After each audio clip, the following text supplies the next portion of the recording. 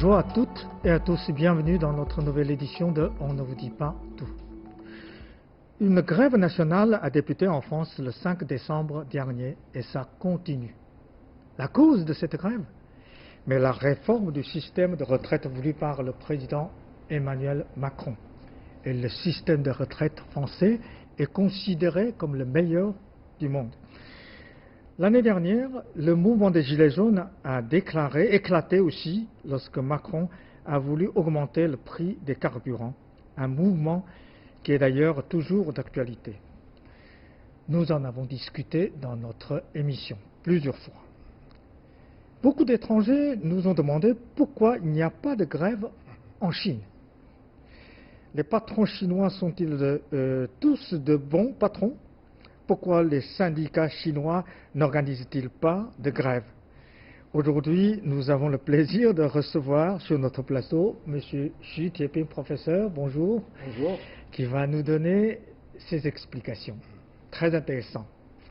Voilà, alors, apparemment, le système de retraite français est considéré comme l'un des meilleurs du monde. Mais aujourd'hui, comme ce système de retraite, l'État ne peut plus financer parce que le trou devient de plus en plus énorme. Alors, le président Macron veut faire une réforme. Alors, les syndicats, les ouvriers, etc., sont descendus dans la rue. Alors, explique-nous, quelle est la différence entre le système de retraite français et le système de retraite chinois? Pourquoi on n'a jamais entendu parler le système de retraite chinois? Est-ce que les gens sont très contents de leur retraite dans notre pays? Si par exemple, premier, sur l'appréciation, si par exemple il y a 30 ans en avant, on dit le système de retraite en France est le meilleur, peut-être, ça me touche un peu. Alors aujourd'hui, en visitant plusieurs pays, en vécu en Chine, et surtout, je venais de prendre la retraite aussi. Ah, vous aussi? Alors, ce jugement me paraît pas si pertinent, pas si assuré. Expérience propre, et puis aussi, à titre de comparaison, si on voit le système, disons, de retraite ici et là, on peut indiquer, par exemple, que si, par exemple, dans le cadre européen, je dirais tout de même, il y a une certaine nuance entre le modèle français, mais aussi le modèle allemand, ou disons du Rhin. C'est-à-dire une autre manière, pas seulement sur la retraite, mais aussi sur le paie du travail et la question de grève. Concernant la crème, bien sûr, il y a l'évolution, chez nous aussi. Vous voyez, par exemple, premièrement, c'est plutôt sur le concept. Théoriquement, si on dit le Parti communiste représente, mais aussi se fonctionne, s'opère sur la base d'alliance classe ouvrière et les paysans. Donc il n'y a pas d'opposition. Donc l'intérêt de la classe ouvrière est représenté par le parti. Et dans la pratique aussi, en effet, c'est qu'on a plutôt une continuité, une tradition de consensus. Ça c'est important. C'est que l'État ne joue pas le rôle dit de l'arbitrage entre d'un côté patronat, l'autre c'est la classe ouvrière. Ça c'est dans la mode, disons, dans la mode, disons, occidentale. Et chez nous, les choses ne se passent pas ainsi, comme ça. Et enfin, troisième, c'était surtout l'amélioration sensible de l'état financier de l'état chinois. Ça c'est très important, qui vous garantit de plus en plus de traitements, voire des privilèges.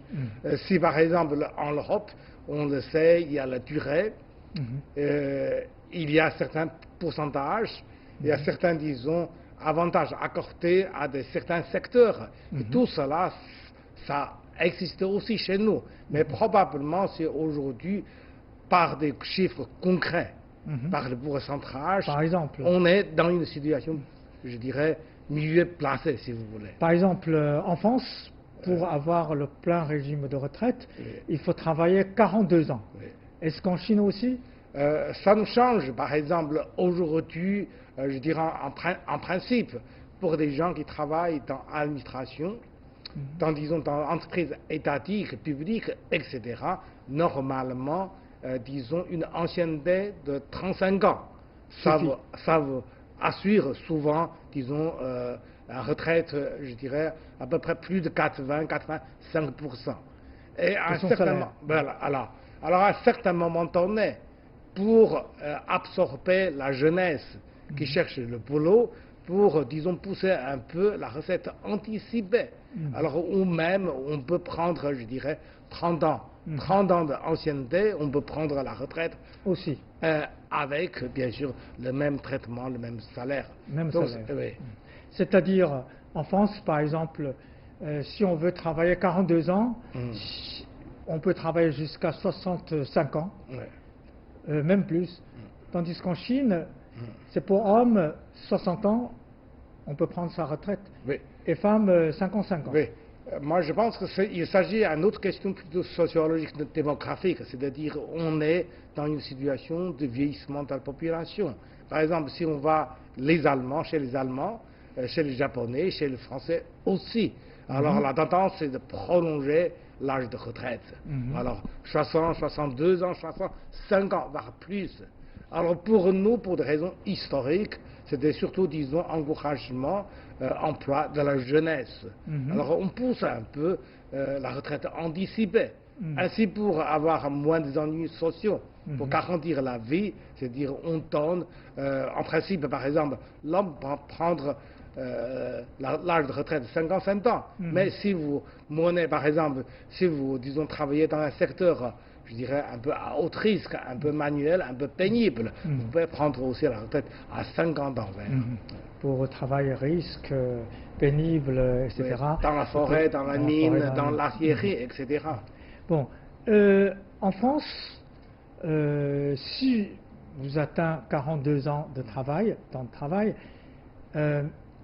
alors on calcule selon vos 25 années de meilleurs salaires, pour avoir le moyen, mais notre retraite, c'est la moitié de ce chiffre.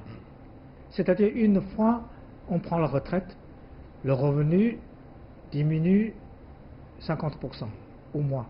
Il est chute un peu brutale, si vous voulez. Et chez nous, alors, en Chine En Chine, bien sûr, disons que dans son ensemble, c'est que l'État prête plus de soins pour que la famille maintienne à certains niveaux. En principe, par exemple, vous prenez votre retraite, et votre retraite, comment calculer votre retraite et combien vous recevez, quel est le pourcentage que vous recevez? Je dirais que moi je travaillais dans l'université. En général, c'est ayant un traitement, disons, mieux placé. Normalement, si on travaille plus de 35 ans, on touche à peu près un salaire et une retraite 95 voire 100%. 95 à 100%, c'est-à-dire vous prenez votre retraite après 35 ans de travail, vous ne perdez pratiquement rien. Oui, un petit peu. Un petit peu. Donc là, bien sûr, c'est mieux placé. Et pour les ouvriers des entreprises privées, par exemple? Alors que pour des gens qui travaillent dans les hôpitaux, dans l'administration au sens classique, au moins c'est 85 voire 90%. Chez nous, il y a tout de même un indice à bien indiquer, c'est que tout de même il y a, je dirais, la différence entre régions, entre secteurs et entre, disons, échelonnements. Échelonnement, tout ça compris, si on est directeur, si on est PDG, en général c'est différent. Mais en revanche, par région, par secteur, si par exemple la Chine côtière est mieux riche que, par exemple, que les grandes provinces, disons, de l'Ouest, dans ce cas-là, je pense que l'État joue le rôle de coordination, de fédérateur dans les soins. La France est tout de même une république assez centrée, avec à peu près 60 millions d'habitants. Et nous, je dirais que l'arbitrage et, je dirais, modification, ajustement du centre, du gouvernement central, c'est important, qui permet finalement une certaine, je dirais, différence, certes, mais tout de même un échelonnement, disons, équitable entre la région riche et pauvre. Et ça, c'est aussi important, c'est-à-dire la subvention, l'attribution de l'État joue un rôle de balance pour garder, je dirais, la stabilité sociale. En France, par exemple, dans le régime retraite actuel, quand on est en retraite, quand on retrouve un travail, retouche un salaire, ce salaire a une limitation, un plafond. C'est-à-dire on ne peut pas dépasser votre retraite. Et en Chine, il n'y a pas de limite. En général, chez nous, si on est réemploi par l'entreprise ou l'administration pour mieux profiter de votre expérience professionnelle, alors là, il n'y a pas de limite dans le revenu. D'ailleurs, en général, c'est qu'on espère que vous donne plutôt l'enseignement, vous donne plus de formation pour les jeunes, je dirais, débutants. Là, du point de vue de revenus, pas de limite. C'est-à-dire, on prend à la fois sa retraite et puis on touche encore un salaire. Ça peut même mieux payer que lorsqu'il est... Voilà, qui travaille. C'est-à-dire, autour de nous, il y a pas mal de gens qui ont pris la retraite à 52 ans, 55 ans surtout, et puis signé de nouveaux contrats pour prolonger le travail en tant que professionnel, très expérimenté, avec, je dirais, nouveaux revenus, comme vous dites. C'est-à-dire, si on est capable, si on a une spécificité, si on a du talent, on peut travailler après la retraite et même gagner plus. Voilà, surtout pour les professions libérales comme professeurs et les médecins, etc. Là, l'âge compte moins que l'expérience professionnelle. Et pour les ingénieurs aussi, on me dit, les ingénieurs qui ont une spécificité très particulière aussi. Tout à fait. Surtout moi, je pense que dans un certain cas, c'est embauchement de la jeunesse. Alors, on encourage d'une manière, disons, générale, l'anticipation de la retraite. Et d'autre part, c'est pour mieux garder le fonctionnement, la qualité, l'amélioration, etc. On compte sur l'expérience. Là, l'âge, ça compte moins. Et donc, bien sûr, il faut une meilleure rémunération. Est-ce que c'est à cause de cette retraite apparemment mieux que le système français, c'est que les gens ne font pas de grève pour réclamer plus de retraite, plus de... Oui, on est un peu puritain dans l'appréciation, disons, dans l'ensemble. C'est bien vrai que certains pays européens, l'Allemagne en tête, généralement, ont fait, je dirais, on joue un rôle, disons, pionnier au début, disons, de l'industrialisation. Et puis, il y en a d'autres pays, je dirais, émergents qui calquaient sur ce modèle. Mais avec le temps, ça se change. Moi, je pense qu'il y a un autre indice, c'est important à indiquer. Moi, je faisais mes études en Suisse. Là, si vous voyez, par exemple, en Allemagne et en Suisse, un petit peu en Autriche, il y a une culture, je dirais, disons, moins conflictuelle. C'est-à-dire l'État joue l'arbitre. C'est-à-dire quand, par exemple, un certain syndicat qui lance la grève, c'était surtout, je dirais, le signe d'avertissement. Et les autorités, ou disons le patronat, doivent prendre aussi, disons, au sérieux. Et dès le début, on se négociait finalement, c'est que le coût de conflictualité n'est pas très très lourd. Alors si on pense un peu à la culture politique et sociale française, alors là, je dirais, il y a tout de même une certaine tradition de conflictualité concentrée un peu sur la lutte de classe. Donc chaque fois, si on voit, par exemple, qu'il y a au début, c'est pas tellement grave, mais c'est souvent c'est que les deux côtés fait jusqu'au bout. Jusqu'au bout, finalement, la société paie beaucoup. Mais quand même, il y a certaines critiques viennent de pays occidentaux. Ils disent que non, c'est parce que l'État chinois interdit la grève. Ils citent souvent un exemple. En France, par exemple, quand Macron veut augmenter un peu, 30 centimes, je crois, le prix de carburant, en Syrie, en beaucoup d'autres pays aussi, quand on veut augmenter un peu le transport, le prix de transport commun, par exemple, les gens sont descendus dans la rue. En Chine, il y a quelques années, vous vous rappelez, par exemple, citons un exemple à Pékin, la capitale de Chine, auparavant, on prend un ticket de 40 centimes, on peut aller partout à Pékin. Mais après la réforme, le 40 centimes devient 1 yuan. Ça augmente quand même presque une fois et demie. Mais les gens acceptent apparemment sans aucun problème. Pourquoi on ne descend pas dans la rue? Alors, je dirais que c'est la conjoncture, disons, économique dans son ensemble. 10 centimes, ça ne vaut pas grand-chose. Mais dans une, je dirais, morosité économique, dans la situation, augmentation de 10 centimes, ça signifie un rétrécissement de la vie, une certaine, je dirais, acharnement de facto de la famille. Alors 10 centimes, ça signifie, alors la vie va pire en pire. Il y a l'un et l'autre. Et chez nous, jusqu'à maintenant, si on voit par exemple dans une situation de croissance générale, si ce n'est pas 10%, mais au moins 6%, 7%, alors 10 centimes, les gentils, bon, alors c'est pas tellement grave, avec le taux de croissance, avec l'augmentation de revenus dans son ensemble, ça ne vaut pas grand-chose. C'est que cette fois-ci, moi je pense, c'est que l'état psychologique joue un rôle dans la mobilisation ou pour ou contre.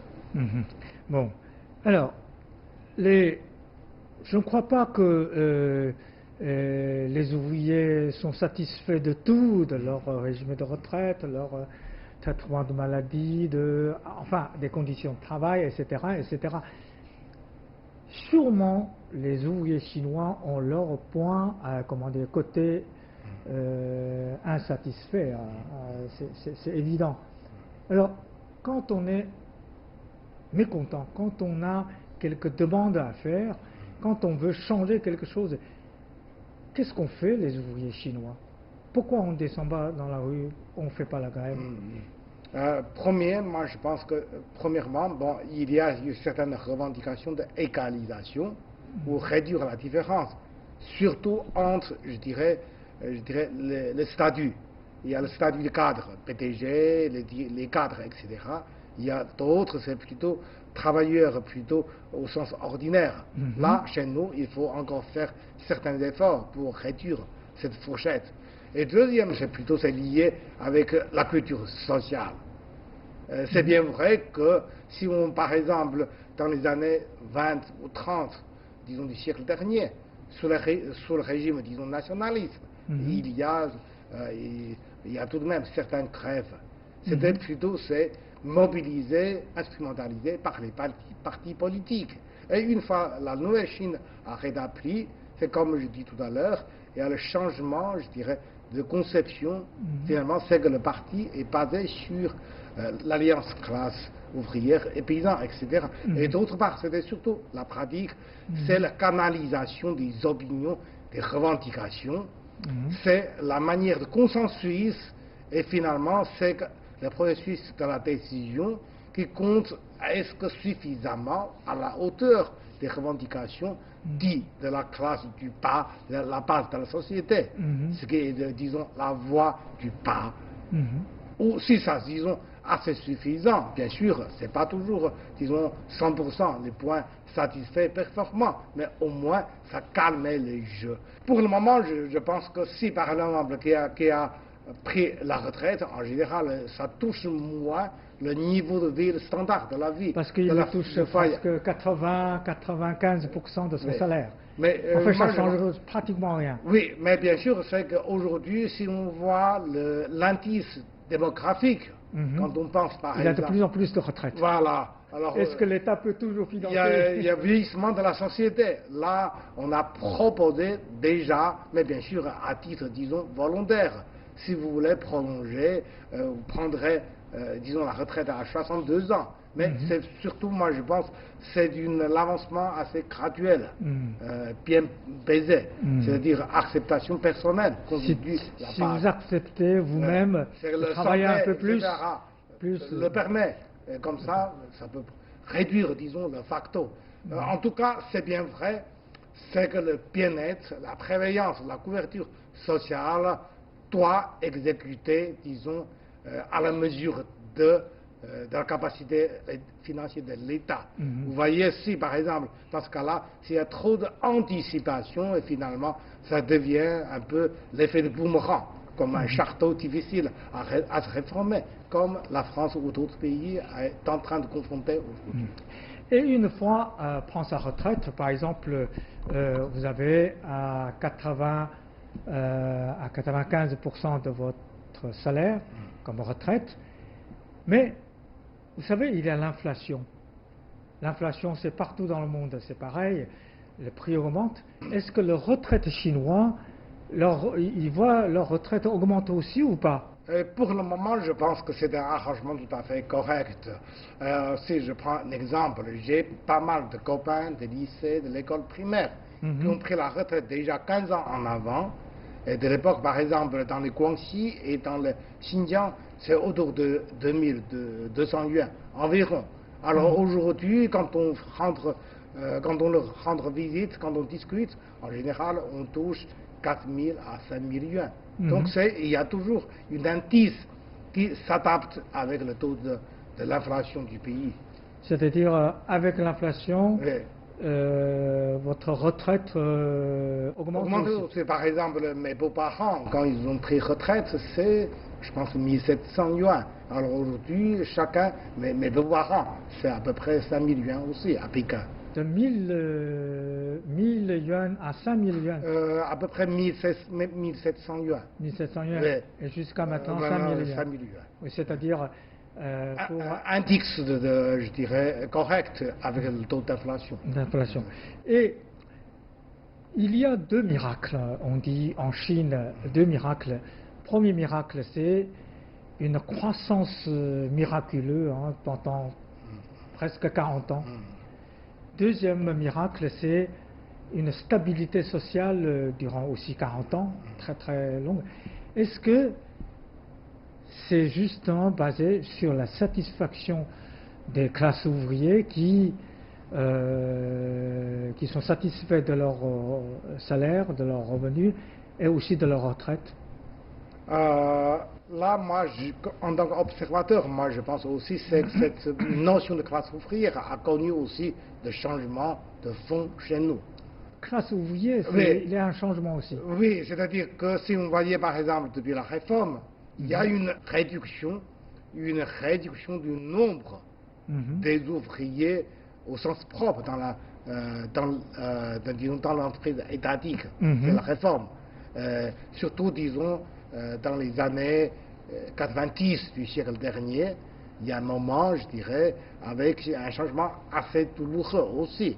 Et deuxième, c'est-à-dire qu'aujourd'hui, on voit le relèvement, c'est mieux étiqueté, mais aussi mieux mécanisé, si vous voulez.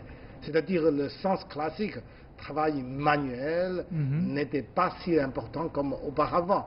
Donc ça change aussi une certaine figure, je dirais, de la classe ouvrière au sens propre.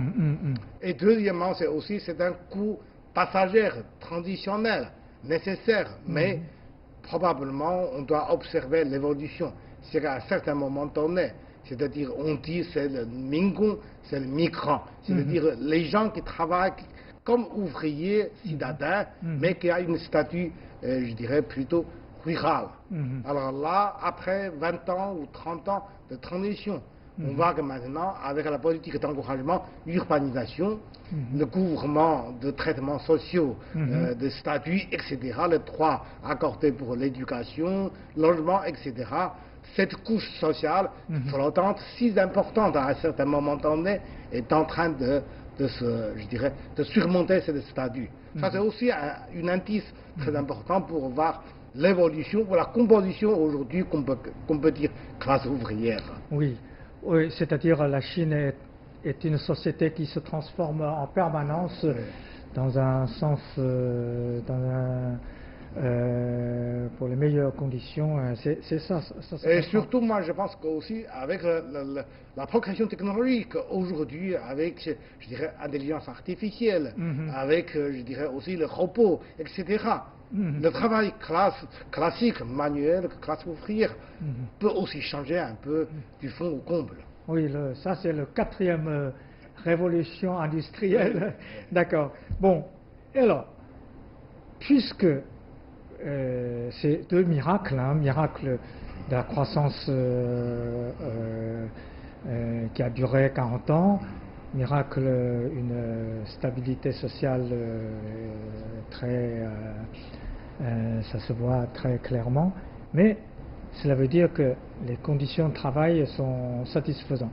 Mais aujourd'hui, vous voyez très clairement, que tout le monde voit très clairement, que la Chine, comme le monde entier, comme les États-Unis, comme l'Europe, comme le Japon, comme l'Inde, etc., le développement économique commence à ralentir. On aura certaines difficultés, de plus en plus de problèmes. Par exemple, dans l'année 2019, le prix du porc a tellement augmenté que manger du porc devient un peu luxueux. Alors, quand la situation s'aggrave, est-ce qu'on pourrait voir dans le futur, on pourra voir que les ouvriers chinois font des grèves aussi? Possible, il y aurait, disons, une certaine focalisation de revendications sociales, mais peut-être pas toujours, je dirais, sous la forme de grève si radicale comme ce qui se passe aujourd'hui en France. L'essentiel, c'est que le canal existe et donne résultat escompté. Efficacité, canalisation, efficacité de traitement. Là, c'est plus essentiel que la forme de protestation. C'est-à-dire il faut que l'État se rende compte des problèmes rencontrés par les ouvriers et peuvent résoudre à temps, le plus rapidement possible. C'est-à-dire, la question première, réaction à temps, et deuxième, c'est la recette adaptée. Et alors, quelles sont les réactions des Chinois aux alentours de vous quand ils entendent parler de la grève française, de manifestations gigantesques de la France? Nous, par exemple, je pense que la majorité des gens, aujourd'hui, un peu le curieux, ils ont à la fois curieux, mais je dirais un peu habituel. Habituel, c'est qu'on dit oui, c'est un peu pas très sérieux, mais à la légère. Et la France, c'est pas seulement une certaine lieu de romantisme, disons un peu imaginaire, mais aussi c'est lieu de confrontation dans le sens que depuis 30 ans, voire plus, on voit pas seulement la Tour Eiffel, la scène avec le bateau, etc., mais surtout toutes sortes de manifestations sans cesse. Donc ça crée finalement une image différente de l'image allemande ou d'autres pays, une image que les Français travaillent moins et aiment bien le loisir et la consommation. C'est pas juste, mais ça renforce une certaine idée reçue. Est-ce que les Chinois aux alentours de vous les enviaient, ces Français qui font les grèves? Extrêmement rare. Extrêmement rare. Finalement, moi je pense que les gens pensent que la progression, la réalisation est surtout compter sur la prof, sur la contribution, et moins sur un peu, je dirais, toujours la protestation. Protestation, si c'est nécessaire, légitimisant, mais il faut tout de même se sacrifier. On le sait, par exemple, dans certains pays européens, je ne mentionne pas le nom, mais qu'on le sait, c'est que si, par exemple, les gens travaillent dans le secteur effectif, pas virtuel, alors ne font pas trop de choses, et uniquement dans une certaine revendication de bien-être, le pays ne peut plus supporter à la longue. Bon, voilà. En fait, le système de retraite chinoise est peut-être meilleur que le système... Au moins beaucoup amélioré, et aujourd'hui, en gros, disons, à la hauteur, je dirais aussi à la satisfaction de la majorité des gens. Voilà, c'est la raison pour laquelle les ouvriers chinois ne sont pas descendus dans la rue. Merci beaucoup, Xu Teping, merci professeur. Merci. Merci, et merci à nos chers téléspectateurs, merci pour votre fidélité et à la prochaine.